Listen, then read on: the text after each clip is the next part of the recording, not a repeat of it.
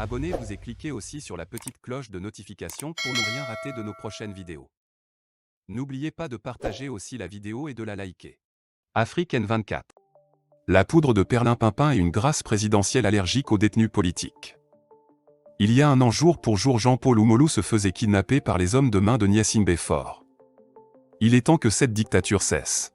Depuis un certain temps, l'opinion nationale s'étonnait de l'hyperactivité du chef d'État togolais de fait, à vouloir pacifier les acteurs politiques de pays voisins, à vouloir sortir des militaires terroristes de prison, alors que plusieurs dizaines d'adversaires politiques croupissent en prison au Togo.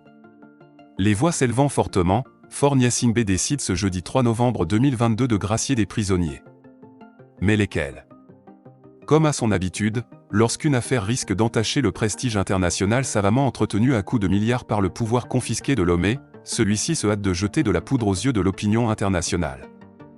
Beaucoup de Togolais se demandaient ce qui empêche Faure Gnassingbé d'appliquer chez lui la bonne parole de paix et de fraternité qu'il ne se prive guère de prêcher ailleurs.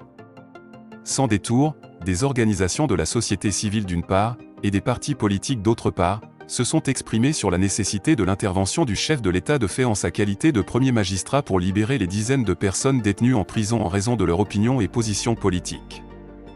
Il n'y a donc qu'une grâce présidentielle de Faure Gnassingbé qui puisse faire sortir des prisons togolaises des détenus comme Jean-Paul Oumolou de la DMK, Djimon Oré, Pacha Gnassingbé, les militants de l'opposition arrêtés au cours des manifestations publiques pacifiques ainsi que les militants du PNP et d'autres partis politiques.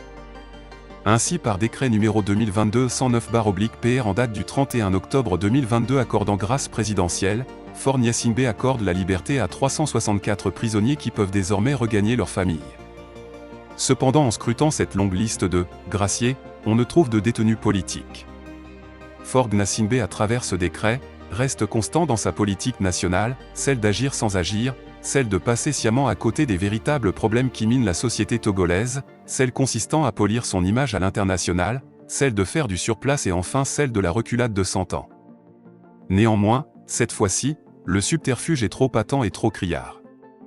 Au lieu de remettre dehors des petits délinquants récidivistes par décret présidentiel, le pouvoir de Lomé gagnerait à libérer les personnalités publiques et politiques qui ont pour tort d'avoir exprimé leur mécontentement par le biais de la parole, afin qu'une véritable émulation démocratique propulse le Togo dans un développement inclusif et irréversible.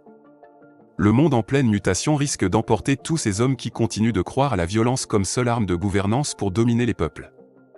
Que les acteurs courageux prennent leurs responsabilités afin de sortir le Togo de l'ornière et d'ouvrir la voie à un réel développement. Likez la vidéo si ce n'est pas déjà fait. Laissez aussi votre point de vue en commentaire.